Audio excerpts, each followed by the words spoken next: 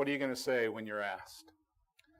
That has caused and led us to a discussion of why we believe the things we believe, examining some of the sources of truth in God's Word, boundaries that God has established that help us comprehend why do we believe what we believe? How are we going to answer the questions about what we do and why we do that? We're in a section where we've been talking about God's gender roles, and we've looked explicitly at Titus chapter 2, and we have found thus far that he gives some special instructions for older men, that they should be self-controlled, respectable, sensible, sound in faith, sound in love and endurance. We've looked at responsibilities for mature females, saturated in truthfulness, spiritual service free from physical distraction, and that they should mentor young women in the practical ways of serving God. We then examined some what the text says for younger women. They need to be teachable. They need to love their husbands and their children. They need to be self-controlled, pure, home builders, good or kind, basically be like Jesus, and they need to be submissive. And that's where we have gotten to. Today we're going to go back to that same text, and we're going to find that God has some specific lessons, some specific obligations for the gender of younger men. A couple of foundational principles before we begin to look at this text. One is simply this. As a normal rule, young men are less apt to catch spiritual lessons as quickly as their older counterparts, just as a general rule. Now, that doesn't mean every young man, but it just means in a general way, and we find biblical example of this in John chapter 8. A woman is brought to Jesus who's been caught in the act of adultery, and the Jews bring her so that they can attempt to trick Jesus. They ask him, the law said we should stone her, what do you think? And Jesus writes some things on the ground. They press him, he stands up and mentions about who of you is without sin, cast the first stone. Then he goes back and he begins to write in the ground again. And what the text says in response to Jesus, what he does is that they began to go away, the oldest first. Why? Well, obviously, that's a situation where that spiritual message made sense to the older men quicker than it did the younger folks. They caught the spiritual import faster than younger folks. Okay, now, I just mentioned this because it is normal that youth are going to have a slower perception of spiritual truth. One of the big disservices I believe that gets done to young people at times is mature, faithful, growing adults expect for young people to feel and acknowledge and to have equal faith as them. I know that struggle. I have worked and taught young people all of my life. I know the struggle. The reality is some of that makes no sense to them until they have life experience to which they can apply it. So, as a general rule, younger men are in a position where spiritual things are going to have to be explained. They're going to have to be understood by them through careful, patient, Herbie type patience so that they can comprehend those things. Do not expect, because someone has sat in a pew for a number of years and they're young, that they've caught these messages. It doesn't happen that way. So that's the first observation I would make. The second one is this. The culture seems to have an expectation that young men are going to be young men. Put another way, boys will be boys. Now the scary thing is, everybody here knows exactly what I meant when I said that. Culture has us ingrained to have certain expectations about young male gender and what they're going to do, how they're going to live. And so as a result, we have these preconceived ideas that they're going to have brawn, but they're going to lack brains. We have these preconceptions that they're going to have desires, but they're going to lack restraint. We have this understanding that they'll be very zealous, but there won't be a lot of understanding that will go along with that. That they'll have dreams, but they'll lack the sense to make them reality. Our culture, once again, has influenced to think a certain way about gender roles. We have bought into, to a large degree, the belief that especially young men are going to be young men. They're going to have to experience certain things in the world before they will ever settle down. Folks, that's never taught in Scripture. It's taught in culture. It's largely a huge excuse. I remember even discussing with a Christian parent the path that a young teenager was taking, and their perception was, boys will just have to be boys. No.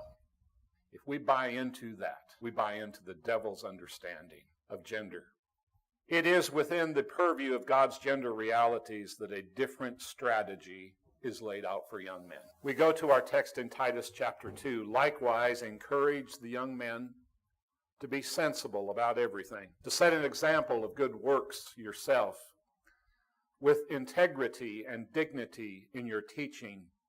Your message is to be sound beyond reproach so that the opponent will be ashamed, having nothing bad to say about us. First of all, this is instruction given to Titus.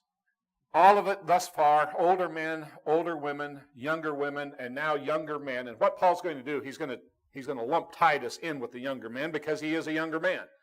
So part of this will be given as instruction for Titus to teach, but also part of it will be given to Titus personally from Paul. So we notice that language as we go through this text. But he begins by saying, I want you to encourage young men. The idea behind that word, it's a form of the Greek word parakaleo, which we've looked at and talked about before. It was a legal term, had to do with pulling alongside, bringing someone near. It's the attorney who is going to defend someone. So what Paul tells Titus is, I want you to call these young men near and give them this message, because boys don't have to be boys. They can be godly young men. They have gender responsibilities, and I want you to encourage them in this way, Titus. Young men need to be pulled alongside the characteristics that follow.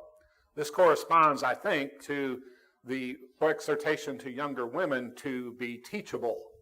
You need to have a heart that says, I do have some things to learn, some things that I can assess here.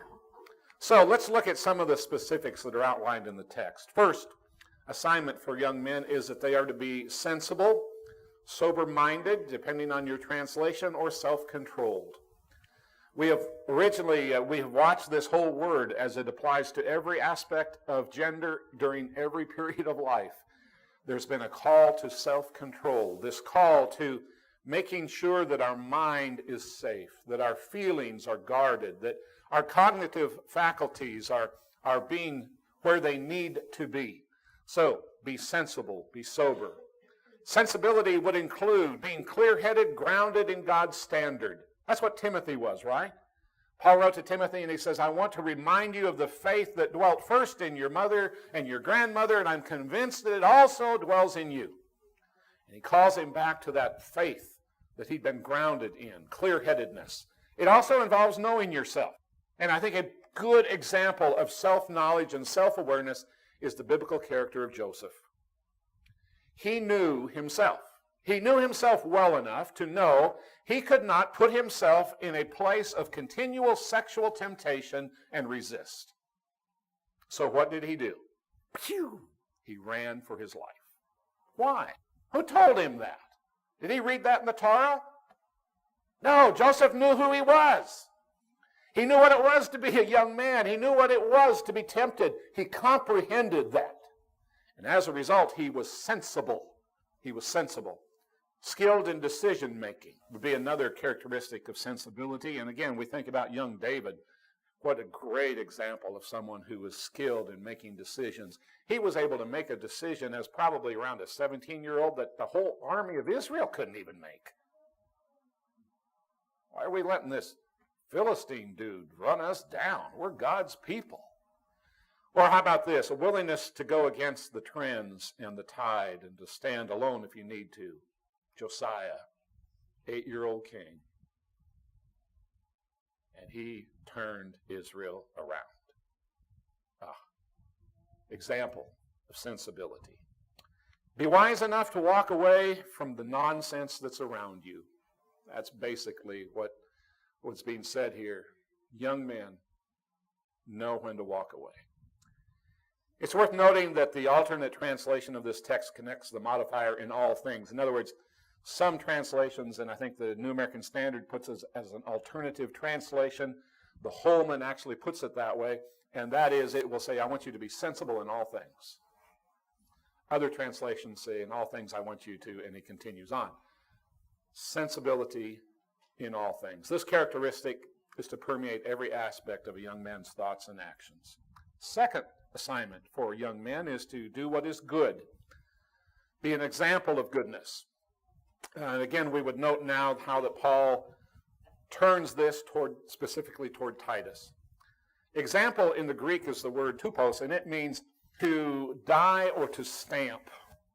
It was a word that would reference something like what we would consider typeset.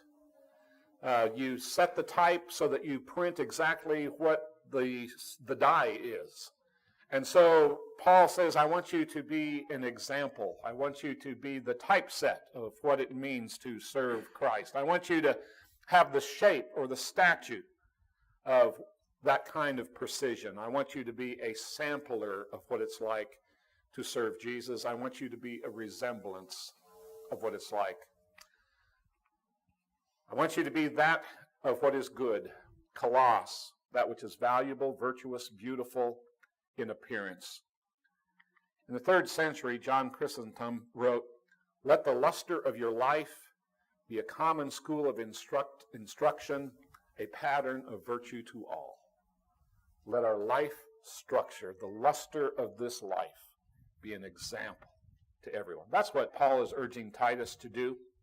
The third assignment for young men is to teach with integrity and dignity. Integrity and seriousness, or purity and dignity. Here's the reality. Every one of us teaches something. You don't have to be a teacher. You don't have to sit down in a formal fashion to give instruction. Every one of us, by the lives we live, teaches something. And so Paul is writing to Titus and he's saying, I want you to be aware of the fact that you're teaching something, and I want it to be that which is good, that which is right, that which is focused on God, that which elevates Jesus. It's not a question of if you teach, it's a question of what you teach. And I want you to teach with integrity. There'll be no corruption. Nothing that can be pointed out as being misgiven. Nothing that is perishable. The lives of young men are to exhibit purity of motivation and authenticity in manner, content, and character. This admonition is more about how one's life offers instructions to others rather than what one teaches others.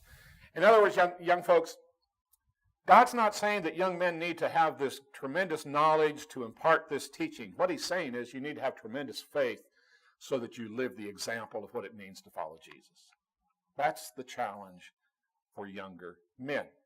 Make those good choices that influence other people. There also is supposed to be a dignity about this, a gravity, a seriousness. It has to do with the honor that's demonstrated towards the truth that is being taught. It's not manipulative, it's not deceitful, it's not hypocritical. The original word actually grows from the Greek word adore. So the things that would be adorable are to be the things that exemplify the serious nature of a young person's life. Psalm 119, I will lift up my hands to your commands, which I love, and I will meditate on your statutes. Your statutes are the theme of my song during my earthly life. That all needs to happen according to what Titus is told when one is a young man. You begin to have that kind of respect. The fourth assignment is a message that is sound and beyond reproach. Soundness of speech which cannot be condemned, or speech which is beyond reproach. Various translations render that. Young men's speech is to be, this is a compound word made up of 3 Greek words. The A makes the word negative. The kata is the Greek word for down, and gnosis is the Greek word for knowledge. So the bottom line is a young man's speech is to be such that the knowledge it reveals cannot be put down or viewed negatively. What a young person, a young man says, what comes out his mouth, cannot be looked at and be dismissed, cannot be put down, because what's coming out has been pre-thought.